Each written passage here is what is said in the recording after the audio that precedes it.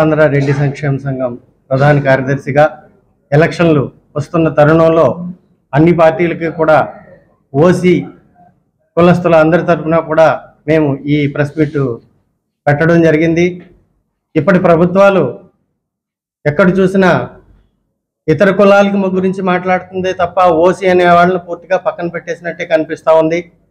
అది రాజకీయంగా కానివ్వండి, లేదంటే వ్యాపారంలో కానివ్వండి, ఉద్యోగాల్లో కానీ, పథకాల్లో కానీ ఎక్కడ కూడా ఓసీల పేరు వినిపించడం లేదు.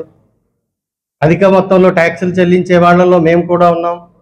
అగ్రవర్ణంలో ఏదో 10 మంది రాజకీయ నాయకులు, 10 మంది డాక్టర్లు, 10 మంది వ్యాపారవేత్తలను దృష్టిలో పెట్టుకుని మొత్తం ఆ ఓసీ కులంలో ఉన్న వాళ్ళు అందరూ కూడా ధనవంతులైన దృష్టితో ప్రభుత్వాలు ఉన్నాయి.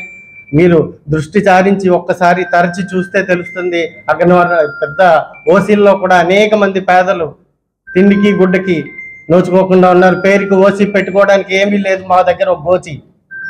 అలాంటి పరిస్థితిలో మా పేదలు, ఈ ఓసీల్లో ఉన్న పేదలు బాధపడతా ఉన్నారు. కాబట్టి ఉద్యోగాల్లో కానీ, అలాగే సంక్షేమ పథకాల్లో కానీ కొన్నింటిని పక్కకు తొలగించడం జరుగుతుంది. అలా కాకుండా ఏ పార్టీ అయినా సరే అన్ని పార్టీలను ఒకటే మేము నిగదీసి అడుగుతున్నాం.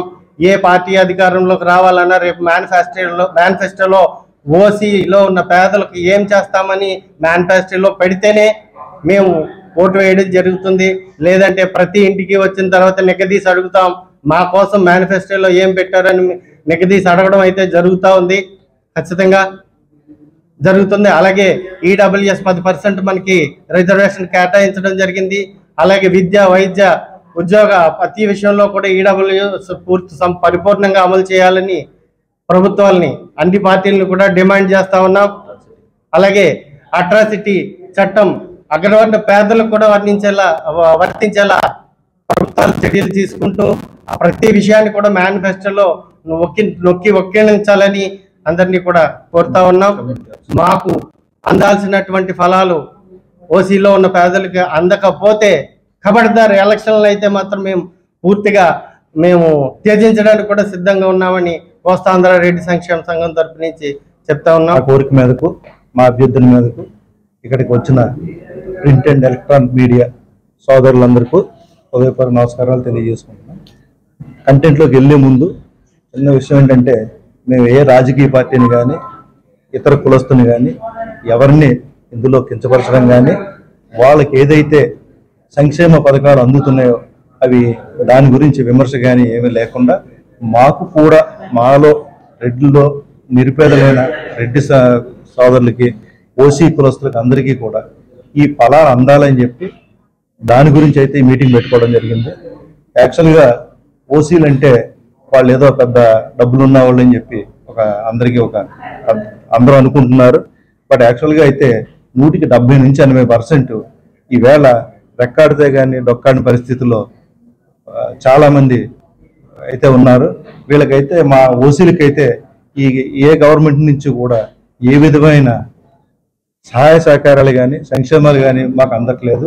ఈవేళ ఎలక్షన్ వచ్చిన ఈ తరుణంలో ఏ పార్టీ కూడా, అంటే ఒక పార్టీ కాదు, ఏ పార్టీ కూడా ఓసీల గురించి వాళ్ళ మేనిఫెస్టోలో కానీ వాళ్ళకి సాయం చేస్తాను కానీ ఏ పార్టీ కూడా మాట్లాడట్లేదు.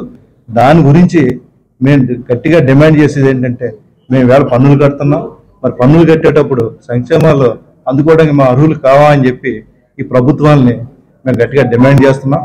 మాలో కూడా ఎవరైతే నిరుపేదలు ఉన్నారో వాళ్ళందరికీ కూడా ఇతర కులస్తులకు ఏదైతే సంక్షేమ పథకాలు అందుతున్నాయో అదే పథకాలు మాలో నిరుపేదలు, లేకపోతే దీనికి ఎలిజిబిలిటీ ఉన్న ప్రతి ఒక్కరికి కూడా ఆ సంక్షేమ పథకాలన్నీ కూడా అందజేయమని చెప్పి ప్రతి ఒక్కరిని, గవర్నమెంట్ని రిక్వెస్ట్ చేస్తూ, మీరు మాటగా కాకుండా మీ మేనిఫెస్టోల్లో ఇది చేర్చాలని చెప్పి గట్టిగా డిమాండ్ చేస్తూ, ఈవేళ ఓసీ కులస్తుల అందరినీ కూడా మేము రిక్వెస్ట్ చేస్తున్నాం.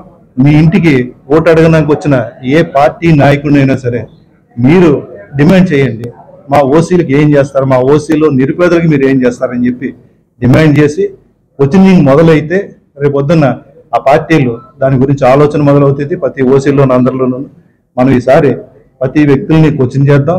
మనకి ఏ పార్టీ అయితే ఓసీలకి సంక్షేమాల పథకాలు అందిస్తుందో ఆ పార్టీని మనం అభినందిస్తూ వాళ్ళ తరపుని పనిచేయాలని చెప్పి అనుకుంటూ, ఈ ఓసీలకి మినిమం చేస్తారని చెప్పి ఆశిస్తూ దాని నిమిత్తం ఈవేళ ఓసీలో ఉన్న ఇతర ప్రతినిధులతో కలిపి ఈ మీటింగ్ పెట్టుకోవాలనుకున్నాం.